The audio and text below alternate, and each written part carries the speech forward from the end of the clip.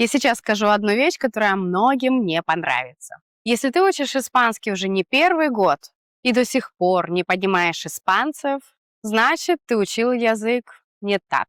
И дело не в том, что твой уровень испанского языка совсем низкий.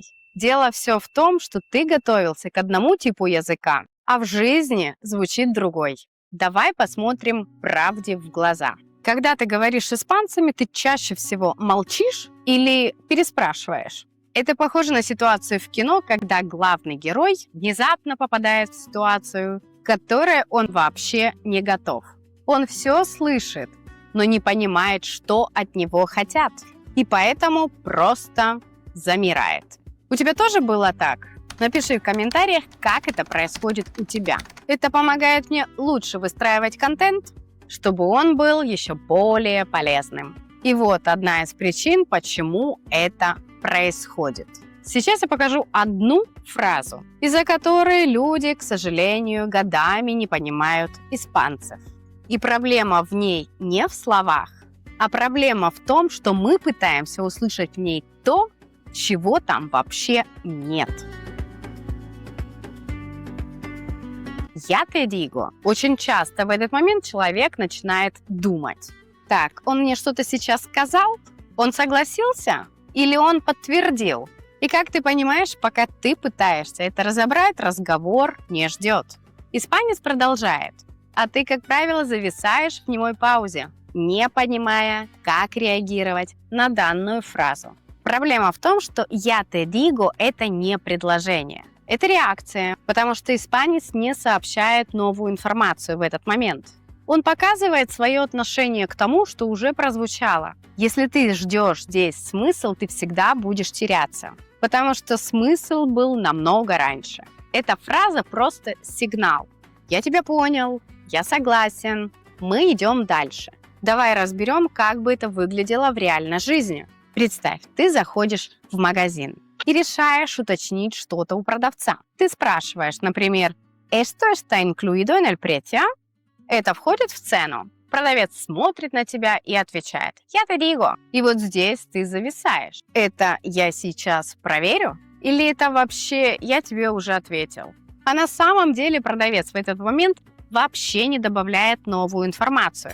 Он не уточняет цену, не проверяет, не объясняет. И, быть может, вообще продолжает заниматься своими делами. Либо же в этот момент он смотрит на тебя с улыбкой и ждет от тебя твоей реакции. В этот момент он просто реагирует на твой вопрос. «Я te digo» здесь вообще означает примерно «да, конечно», «естественно». Это уже включено. Смысл был и в вопросе, и в ситуации. А эта фраза просто сигнал. Я тебя понял, можешь не сомневаться. Я жду от тебя следующего вопроса. Или, например, ситуация на работе. Ты предлагаешь что-то конкретное, например, «Entonces lo enviamos hoy». Тогда отправляем это сегодня? Коллега смотрит на тебя и отвечает «Я te digo». И в этот момент ты снова зависаешь. Это точно «да»? Это «ну, наверное»? Или это «мы это уже обсуждали». Но если посмотреть на ситуацию целиком, становится хорошо понятно, что он совершенно не обсуждает сроки. Он не взвешивает варианты, он просто подтверждает то, что для него уже очевидно. В таком контексте это сигнал «да, это логично», мы это уже обсуждали, закрыли тему, двигаемся дальше. И если ты ждешь после этой фразы дополнительное объяснение, ты снова, скорее всего, потеряешься.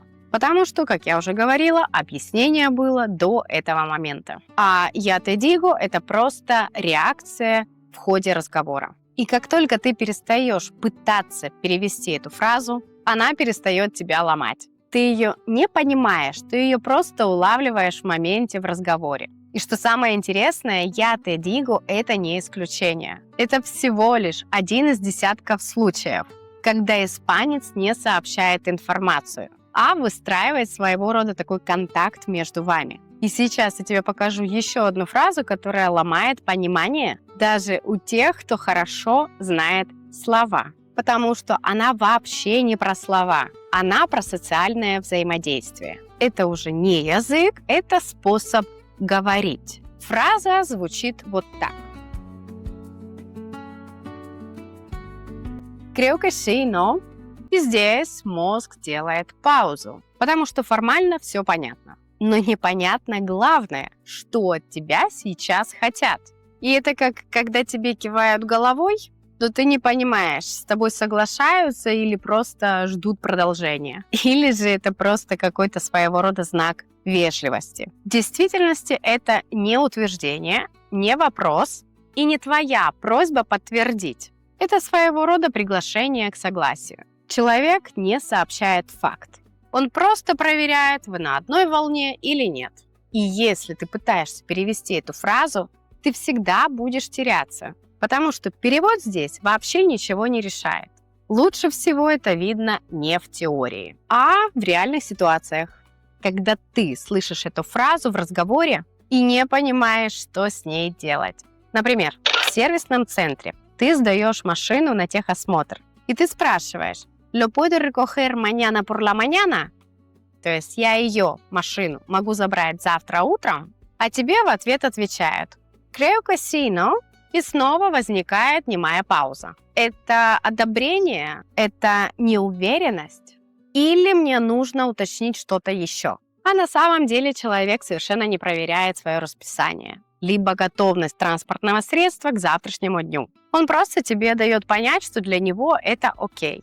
То есть машина к этому времени будет готова, и сейчас все зависит только от тебя самого. То есть на самом деле он тебе дает возможность либо согласиться, либо предложить свой другой вариант. Или вот другая ситуация в обычном разговоре. Представь, что кто-то говорит «Entonces quedamos a las 8, ¿no?»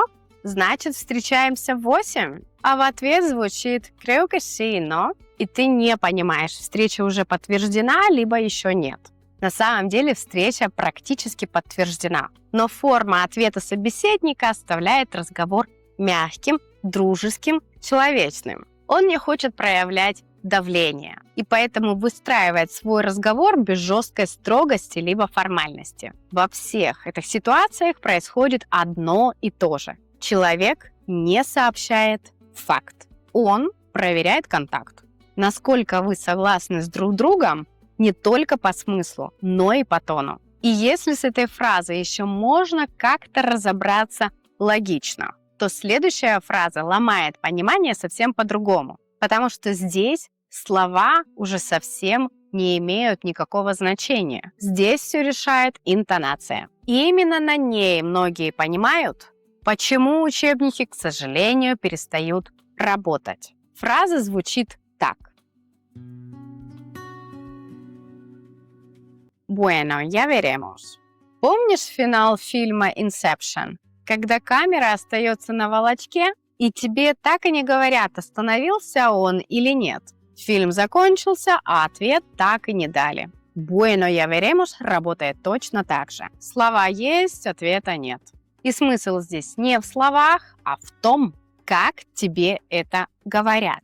Потому что формально ты все понимаешь, слова легкие, но на деле ты не можешь уловить саму суть. И в голове снова появляются вопросительные знаки с фразами «это был отказ», «это пауза» или «это обычное посмотрим». Представь ситуацию дома. Ребенок говорит «Мама, me compras esto?» «Мама, ты мне купишь это?» И в ответ он слышит «Bueno, ya veremos». Формально это посмотрим, но по интонации ребенок уже догадался, что это скорее всего нет, чем да. Что здесь на деле произошло? Мама ничего не пообещала ребенку, но также сам вопрос по факту уже получился закрытым. Это вежливый способ у испанцев сказать «скорее всего нет». И ребенок это считывает очень быстро. А теперь другая ситуация. Представь, что ты в компании друзей хорошо проводишь время. Кто-то предлагает «Oye, vamos a tomar algo luego?» «Пойдем потом выпьем?» А в ответ ты слышишь «Bueno, ya veremos». И здесь это уже звучит совсем иначе. Здесь явно понятно, что человек увиливает. Он не хочет давать тебе конкретного ответа. Скорее всего, он еще сам не знает, подходит ему такой вариант или нет. Поэтому, чтобы не задеть твои чувства, дает тебе такую своего рода легкую надежду на то, может быть да, а может быть и нет. Испанцы вообще любят за собой оставлять открытую дверь, чтобы в случае чего ответить Но я же тебе не сказал четкого «нет» или наоборот «да». В данном выражении слова одни и те же. Перевод, казалось бы, тот же, но смысл разный. Потому что с данной фразы решают совсем не слова, а интонация и ситуация. Я, кстати, собрала небольшой файл с такими же фразами и ситуациями. Не для заучивания, а просто чтобы ты начал их узнавать в разговоре. Если ты хочешь его получить, напиши в комментариях слово «señales», и я дам тебе ссылку, где его можно скачать. Если собрать все, что мы сейчас увидели, становится понятно, что проблема понимания почти никогда не связана со словами и не в уровне языка. Она в том, что живой испанский работает через реакцию, интонацию и ситуацию. И это невозможно натренировать в одиночку, потому что такие вещи, к сожалению, не объясняются списком правил.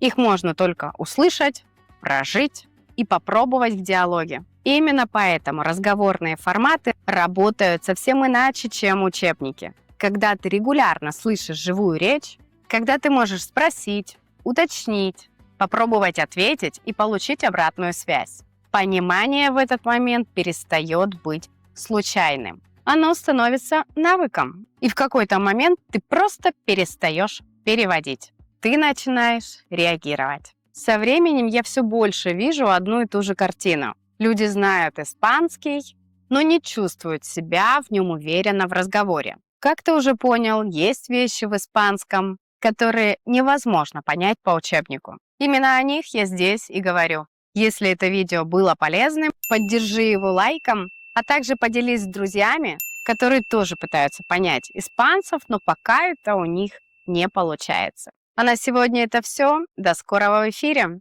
Hasta pronto!